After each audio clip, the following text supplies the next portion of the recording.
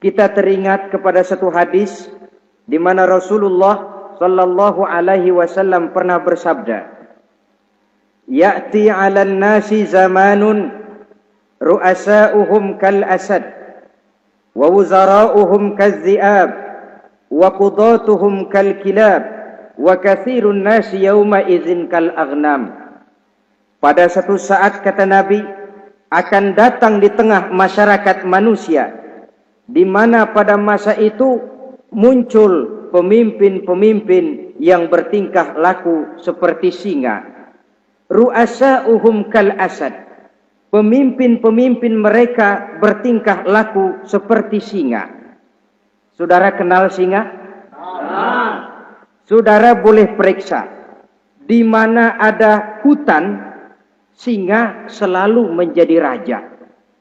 Padahal hutan belum pernah bikin pemilihan umum. Tapi yang namanya singa tidak pernah peduli. Ada pemilihan umum atau tidak, raja hutan tetap singa. Kenapa? Karena singa menjadi raja di hutan bukan berdasarkan kebenaran, tapi karena kekuatan. Karena kuat, maka dia naik jadi raja. Soal benar atau tidak, soal lain. Maka sebagai akibatnya, setelah si singa ini naik menjadi raja hutan, dia bukan melindungi rakyatnya, malah makanin rakyatnya. Coba saudara lihat di hutan. Kambing rakyat hutan dimakan oleh singa. Ayam rakyat hutan dimakan oleh singa. Sapi rakyat hutan dimakan oleh singa. Inilah akibatnya karena singa naik berdasarkan kekuatan. Setelah naik bukan melindungi rakyatnya, malah makanin rakyatnya. Mental semacam inilah yang dimiliki oleh Raja Namrus laknatullah alaih. Cuma karena rasa ketakutan akan datang orang yang akan menumbangkan kekuasaannya, maka seluruh bayi laki-laki harus dibunuh tanpa dosa apapun. Itu akan datang di tengah masyarakat manusia, muncul pemimpin-pemimpin yang mentalnya seperti singa.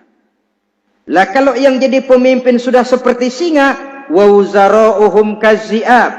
Yang jadi wazir, yang jadi menteri, kata Nabi, lagunya seperti serigala. Nyetel ini. Kalau sudah pemimpin seperti singa, yang jadi menteri seperti serigala. Apa serigala itu? Saudara tahu dalam dongeng anak-anak, serigala itu kan binatang yang paling licik.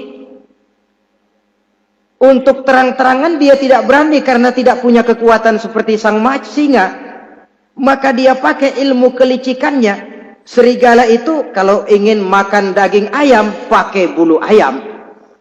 Kalau kepengen makan daging kambing, pakai bulu kambing. Pendeknya, serigala binatang yang menghalalkan segala macam cara asal tujuan tercapai. Itulah serigala. Lambang dari sifat kelicikan. Lempar batu, sembunyi tangan. Pengen makan daging ayam, pakai bulu ayam, nyaruh jadi ayam. Pengen makan daging kambing, pakai bulu kambing, nyaruh jadi kambing. Ini akibat dari yang pertama tadi. Pemimpin seperti singa, lalu menteri pun seperti serigala. Efeknya kemudian yang segera menyusul apa? Wa qudatuhum kal kilab. Kalau pemimpin sudah seperti singa, menteri sudah seperti serigala, wa qudatuhum kal kilab, akan muncullah para penegak hukum yang mentalnya seperti anjing. Inna lillahi wa inna ilaihi raji'un. Penegak hukum yang mentalnya seperti anjing itu. Anjing, saudara lihat, anjing akan setia kepada siapa saja yang memberinya daging. Kalau dia disuruh jaga rumah, dia tidak bisa membedakan mana yang maling, mana yang tamu. Biar yang datang tamu, kalau nggak bawa apa-apa, pasti digonggong. Biar yang datang maling, kalau bawa daging, anjing kalem.